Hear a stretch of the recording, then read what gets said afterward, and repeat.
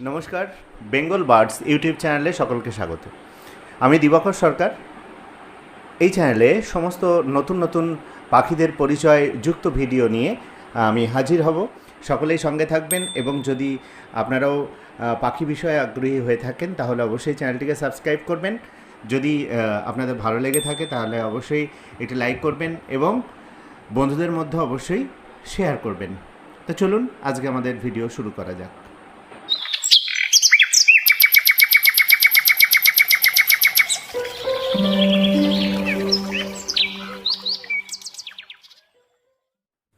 যাই হোক, আমরা আবার সেই গায়ক পাখিতেই ফিরে এলাম।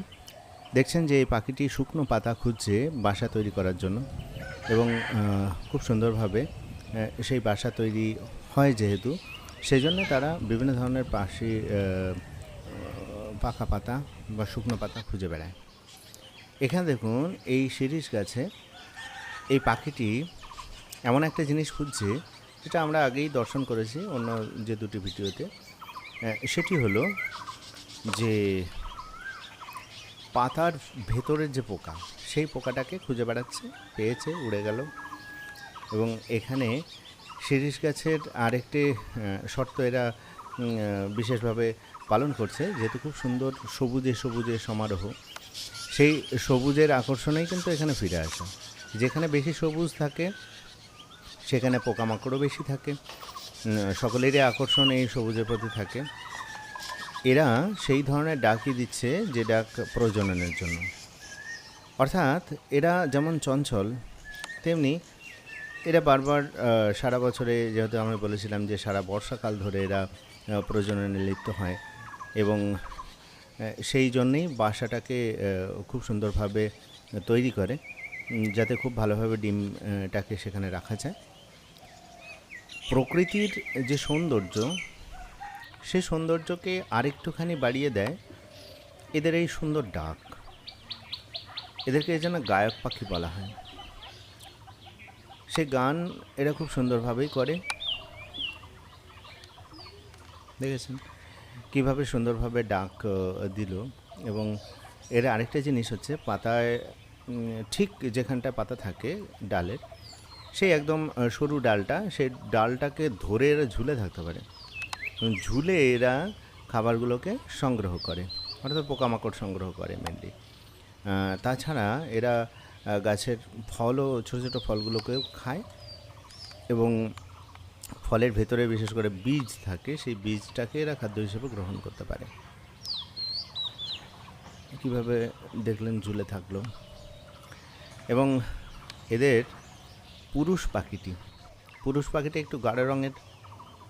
এই দেখুন এই পাখিটি গাঢ় রঙের এবং স্ত্রী পাখিটি একটু হালকা রঙের, অর্থাৎ বেশি হলুদ ভাবটা স্ত্রী পাখির মধ্যেই দেখতে পাওয়া যায়। ডাকলো অবশ্যই। এদের ডাকটা আমার তো খুবই ভালো লাগে। আপনি জানি না আপনারা এখনও কমেন্ট করেননি, অবশ্যই কমেন্ট করে জানাবেন যে ডাকটা ঠিক কেমন লাগছে বা কেমন লেগেছে, কারণ এটাই আমাদের এই পর্বের অর্থাৎ ফটিক জল সে পাখির এইবারের মতন শেষ পর্ব এটি। অবশ্য পরবর্তীকালে আরও কোনো বিশেষ ভিডিও পেলে অবশ্যই আপনাদেরকে দেখাবো। দেখুন ঝুলে ঝুলে পোকা খাচ্ছে পাতার ঠিক পত্রমূল সেখান থেকে।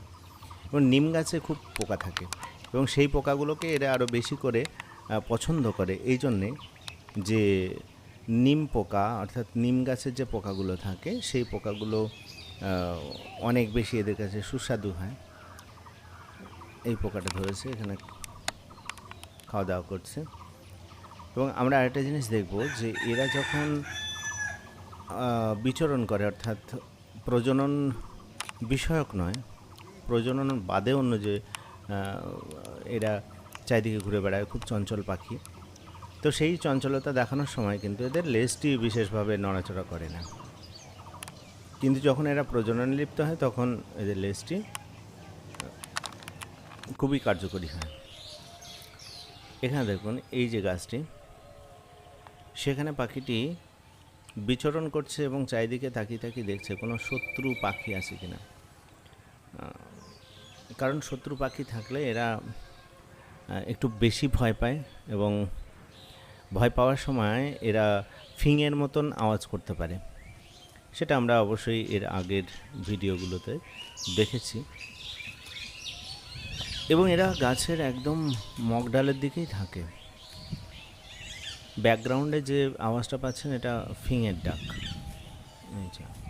এই ডাকটাকেও এটা নকল করতে পারে।